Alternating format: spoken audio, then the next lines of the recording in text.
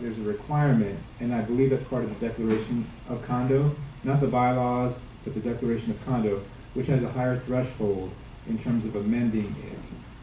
The threshold for bylaws changes are 50% or, well, the majority of whatever the turnout is, as long as we have a quorum of the membership voting, which is 30%. So it would be a majority of 30%. So technically 15% of the membership plus one could change the bylaws. But the docs state that for the declaration of condo, it requires an absolute majority of the entire membership, excluding units owned by the association and delinquencies. So it seems to me that that would be a very hard threshold to meet. So I'm kind of doubtful whether, when it was done back in 2011 or 2012, whenever it was done, if that was actually followed at that point, or if it was just, oh, well, this is a majority of people voting. I have a feeling that that wasn't done at the time, but now it's so far, I mean, it's been so long ago. Yeah, but don't you think that we should kind of try to nip it in the bud? Instead of it going on and Right, continuing? yeah. I mean, Well, what's look going at, to happen well, in here, eventually everything is going to be. There was another change that was made around that same time, 2012 or so, that eliminated or put placed a moratorium on rentals in the first year after purchase. So that was suspended for a couple of years, and then that moratorium expired, and now we're enforcing again the prohibition, or we're enforcing again the required wait, that new owners, when they purchase, have to wait at least a year to rent. So that's in place now.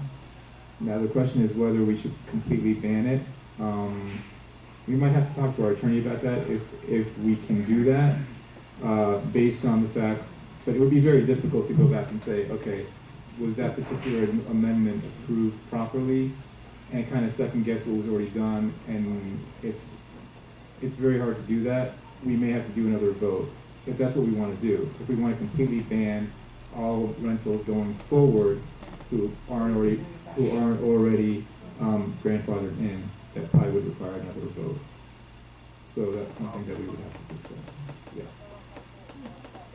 I think what people are asking is, from here on forward, could we change that? So we've got 50-50 right now. Mhm. Is there something we can do now going over into the future? Yeah, it The would be. thing that I just want to say, John, is I think that it may be timely to make that change, if we can make it, because I think there are changes coming down from government now that are going to make it easier for people to get mortgages, which means that more people will come into here and be able to buy. So Right. We could discuss that. It's not on our agenda today, but perhaps we can put it on the next agenda, and then we could discuss as a board how we want to proceed. Maybe talk to the attorney and see, well, is it something that we can just declare as done? I don't think so. I think he's going to say you have to put it out to the membership again for a vote, and it's going to be a little bit challenging, I think, at this point, because if you have half or a majority that are now investors, are they going to be willing to essentially, reduce their own rights with the property? I don't really think that is the problem. I think the problem is that one person owning 15 or 20 units is a problem. Yeah. Mhm. That's the problem. It's not you, the individual owner, being able, having the ability 5 years or 2 years or a year from now, being able to rent your own unit. The problem is one person buying multiple units and having the ability, it's like a slumlord. Well, that's why we have that So restriction. that's of- the problem. The restriction should be that an owner can only buy so many. We have that. We have that already. It's already there. It's So four. that's, well, how did that get so great? Well, some investors get around that requirement by having one in the name of their wife, another one in the name of their mother, another one, and Okay, so so forth. that's the problem. It's not the. Or four, I should say. That's Four the in their problem. wife's name, four in their. But mother's. is that problem being resolved now, though? We Is that- are, yeah, we're still attempting to being able to enforce buy- the docs on that. We That's do the have a problem. couple of violators right now on that one. And, So and as a result, why are they yes. still this Well, happened in 2012, this is 2017. Yeah, we have a couple of violations, so what we're doing is we haven't approved, lease applications for those. Right. That's not right. So, That's the okay, problem. right. So, we have a motion and a second on the table to approve the sales and lease, report. We have a motion and a second, but we don't have a vote. We don't have a vote yet. So we need to, is there any more discussion on that? Any objection? Hearing none, it's approved. Okay, I think the next item is, the new email server. Dan? The office had a problem that all of a sudden we could not receive or send out any email. We called in a IT company and they worked on the situation for us. They discovered that some of the modems that Comcast had installed were no longer working. They had to be replaced. We also found that the server that we currently had was under the control of one of the residents here, and that for whatever reason they Dan, altered you can go ahead and say who it is.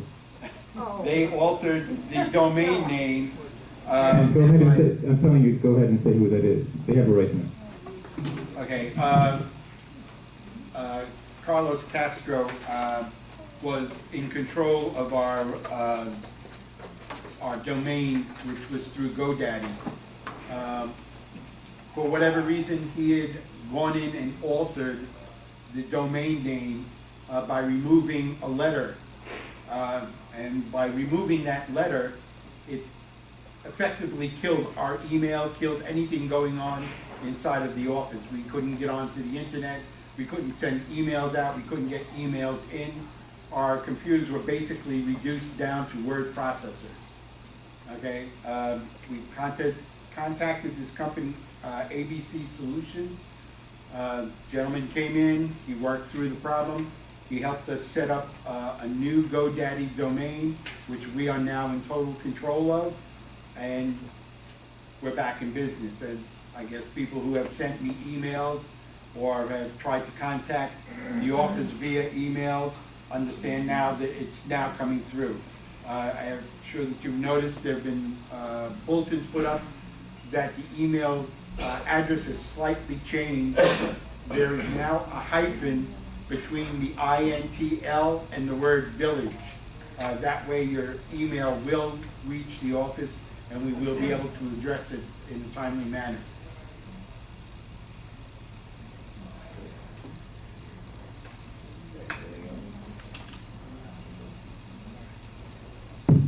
Okay, so I think, did everybody get that?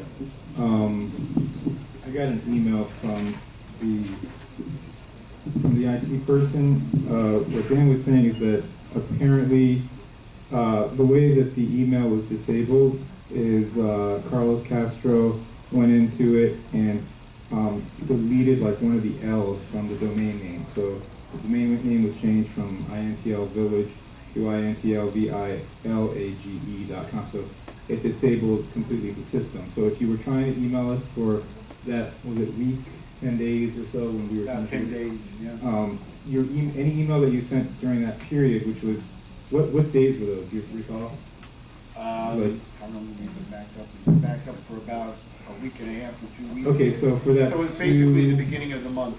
Right, around the beginning of the month or late of February. February. If you sent an email during that time and you haven't received a reply, please send it again, but make sure that you have inserted that hyphen between the INTL and the village so that it goes through, because any emails that you sent were not received during that time.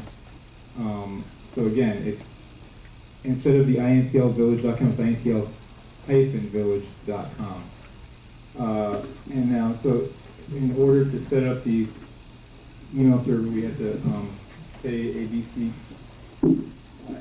ABC Technology Group.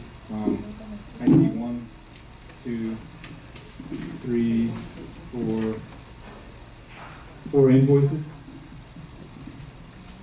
right? Dan? Yes. So it's, let's see, 968 plus 875. Are we suing Carlos for this? Thank you. Yeah, Carlos pays for it. Hold on. No. Start again. Are we suing Carlos for this? I'm not Give kidding. me 1 second while I do the math. Oh, okay, when you get your math, we'll talk about it. Plus, No. It's only $4,000. You know. okay, so, I've added up the invoices. We had 4 invoices for the technician, which added up to $2,218.75. And then to purchase the GoDaddy new domain, it was, 1,200. oh, I'm sorry. 23. 1,223.04. So the total is $3,441.79. It's about $3,400 approximately. Okay, so, yeah. In your Sure. opinion, either John or Dan should probably answer this. Do you feel this was an act of sabotage, or this was just an oversight, or you guys want to comment on that? Let me read the letter that I received from the IT guy that fixed it for us. He says, Who was that speaking, Doug? that was Doug. Yeah, it says, I received this on March 9. It says, just to review, your old domain was set up and is controlled by Carlos. He means Carlos Castro. The old domain being itnvillage with the 2 L's.com. He says, the trouble I found with the email for this domain when he tried to send something was in what is called the MX record. This record tells the internet what server is handling the email for your domain. If you look at the attachment below, and he included an attachment of when he tried to send an email and then it bounced back. I tried to send an email to assistant@intlvillage.com, and the MX record came back as telling Gmail that the server handling your email was called mail.intlvillage with 1 L.com, which means it was changed. As you can see, the spelling for village is wrong, and it is missing the 1 L. And yes, just that one letter off will stop the email from getting to your server. Now, as Carlos set up your domain and is listed as the controller for it, he or someone he set up are the only ones who could have changed the MX record to point to the wrong server. I was told that we could not work with Carlos. That left us with only one option, to get a new domain set up that you could control. So basically, yeah, it looks like sabotage. Okay, so, I mean, if it's blatant sabotage, are we absorbing this bill, or are we handing the bill to the saboteur? That would be a legal question. Dan, can you, I mean, you're not an attorney, but what do you recommend that we do on that? I think your best bet is to speak to your attorney and see whether or not they feel that there are enough evidence there to pursue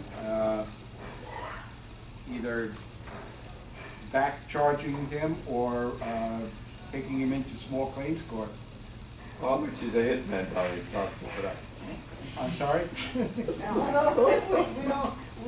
I'm on the Bronx. He owns a unit here, why can't he get a special assessment on his unit? No, not a special, it wouldn't be a special assessment. It would be some fine or something like that placed on Wasn't the he an unit. employee You here? could have Placed on the unit. assessed He was it, an John. employee? Not a special assessment, it would be You a could special assess him. assessment. We could Of assess course he him. can be assessed. Not, it wouldn't be a special Well, he could be assessment, but assessed. it would be assessed, yeah, it would be assessed, right? Listen, but I know some people in the Bronx. Okay, we will look into that. No, he does own one of the units, he does own one of the units, Put a yes. claim against, put a claim of lien against Right. the unit, that's all. Mhm. We're gonna talk to the attorney about that. We will follow up. Talk to him about the abuse of I because you'll get get. around, but I really believe that we should give him some sort of assessment or something, because this is money that's coming out of our pocket, and it should be assessed against him, because if he did damage to our system, then we should charge him for it. Did we have a contract with him, a written contract? Dan, do we have anything I on? have no idea. That's the challenge, is that Yes, but he whoever was was keeping the records but he before was did not do a being great job. paid as an employee. Right. by Well, he wasn't the he wasn't an employee. No, he was a contractor. Well, then he should be responsible. But Yeah. if he had sole control, if he set it up and he had control, who was he responsible to? Himself. Well, I believe we did pay him to set it up. I mean, there's no question, we paid him to set it up. How much lawyer time do you want to spend? None. There is no lawyer time there. There's no lawyer time there. Yep. It may be just a simple matter, I mean, just call the attorney and say, is it okay if we just go ahead and assess it to his ledger? And make it, If the other IT guy feels it's that cut and dry, does it even have to be a legal matter? If the evidence is that blatant, Mhm. then, I mean, Okay, how about this? How about we make a motion and see how the board feels? The total amount is, as I said, it's 56, 59, 79. We could first make a motion as a board to assess it to the ledger, of the unit that's in his name. How's that? That sounds good. Yes, he does. Yeah, one and he went in. No, the other one. He went in the other one. So, okay, do we have a motion? Okay, Marat made the motion. I'll second it. I seconded it. Is there any discussion on the board? This is to assess the $5,659.79 to Carlos Castro E1N for the sabotage to our server. By the way, Dan, is this also, is this just to set up the server, or is this to create a new website too? Does this include a new website? Okay. So this is that up yet? No, Are we gonna have to spend more on that? no. Okay, so that's the motion second. Any more discussion? Hold on, board first. Any more discussion? Yes, sorry. John, Please, did anybody talk to him about this? And if so, did you present him with the bill and then say that if you don't pay, you're gonna see the lawyer before you talk to the lawyer? Well, what we're doing here is we're just gonna put it on the ledger. And then, I guess, Dan, you would send a letter to him saying this amount is on your ledger, Mhm. and so forth, correct? Yeah. Okay, so we won't go through the lawyer if we approve this. Is there any more discussion? Anybody want to be recorded as a no on this? Okay, hearing none is approved. Now we have to go on to approve the work. It's the same amount. The 4 invoices were for, this was ABC Technology Group, that's the IT guy that came in. And then there's a 5th invoice for GoDaddy, and that was for $1,223.04. Okay, so is there a motion to approve that?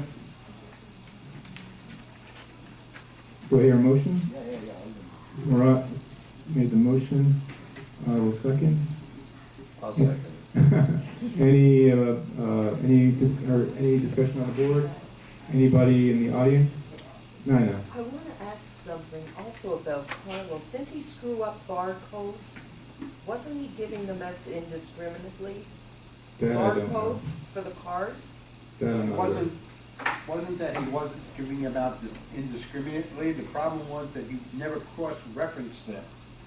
So he gave out a barcode, but he didn't bother to write down your name and your barcode number, so that if there was a question as to whose car is that in the space, so you're probably going to have to reissue barcodes to everybody, so that we have, otherwise our security force, when they go around and look at a car, there are certain ones, ever since Shai has started issuing out the barcodes, she has been cross-referencing them.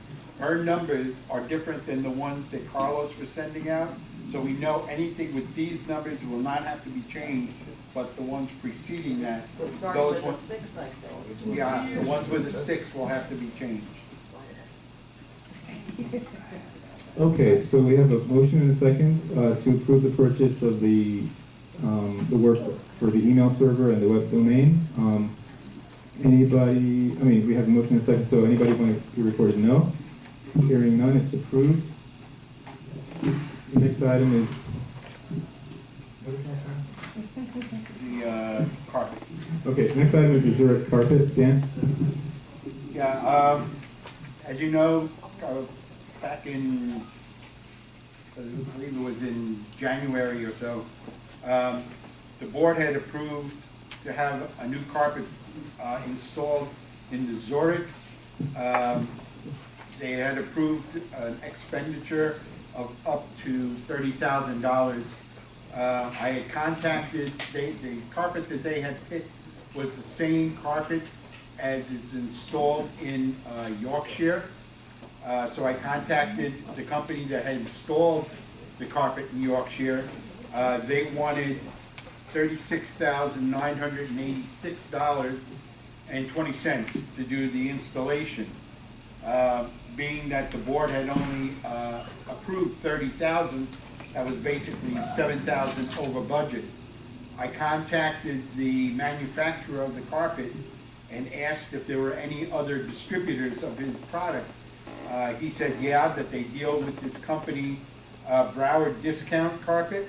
So I contacted that company.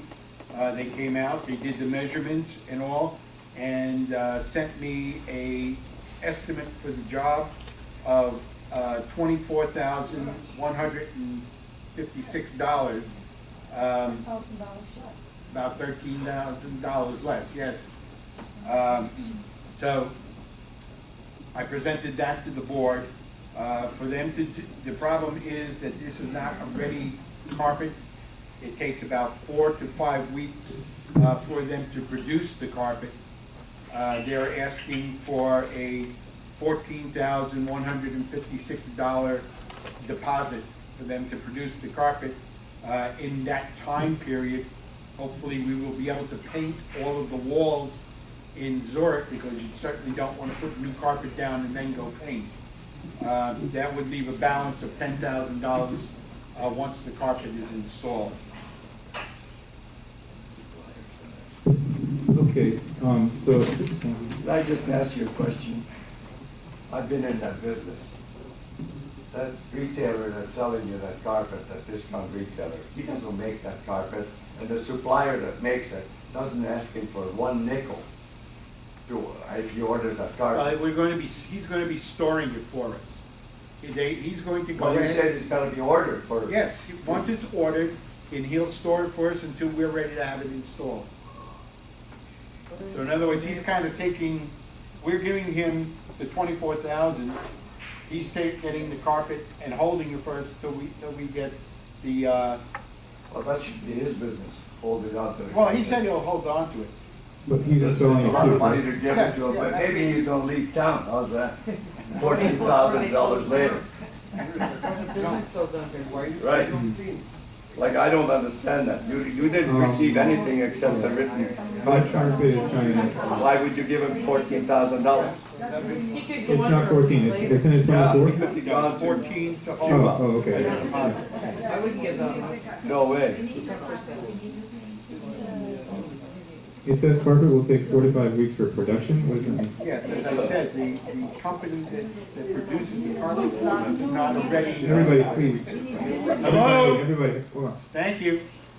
The carpet is not manufactured and just sitting there. It's a special order carpet.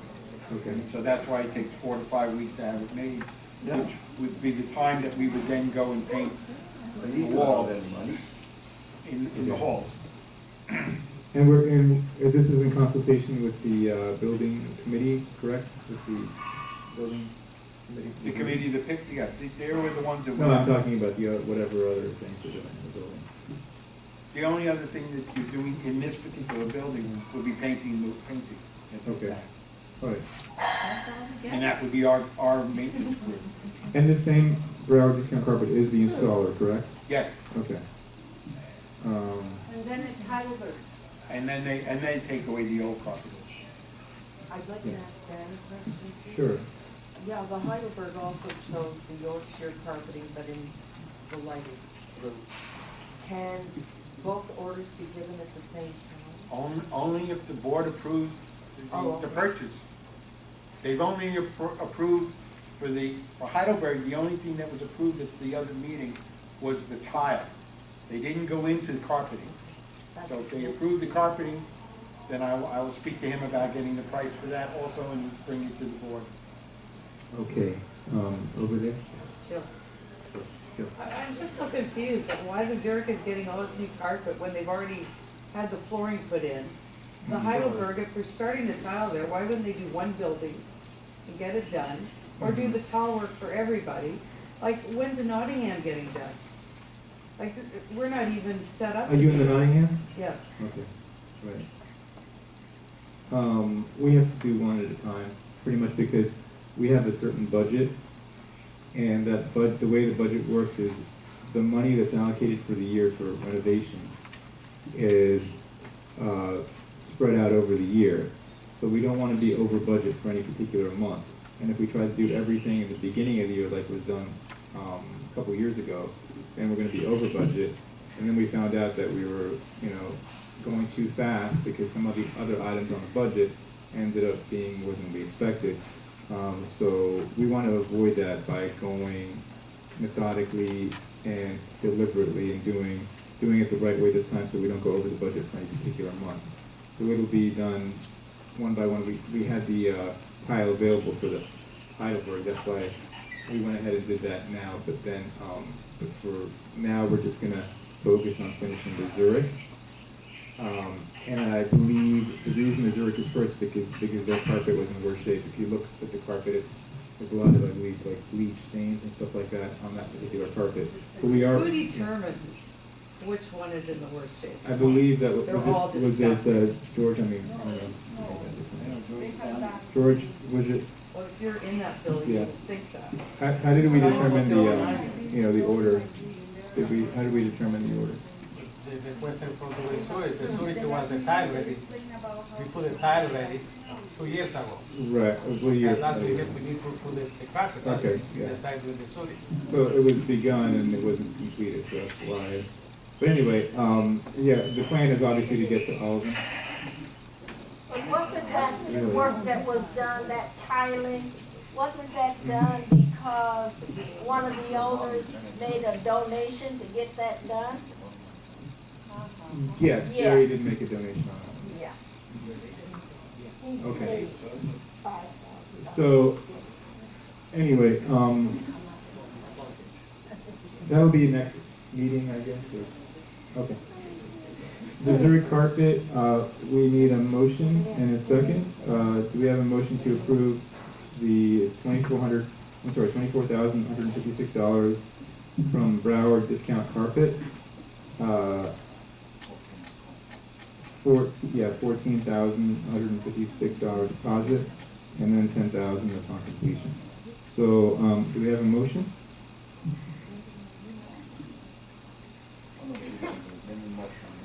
Moran? Give him Is there a second? Is there a second? Lewis seconds? Okay. Next, sorry, is there any objection? Hearing none, it's approved. Next item, Dan? What's the next item? Carpet cleaning. Oh, okay.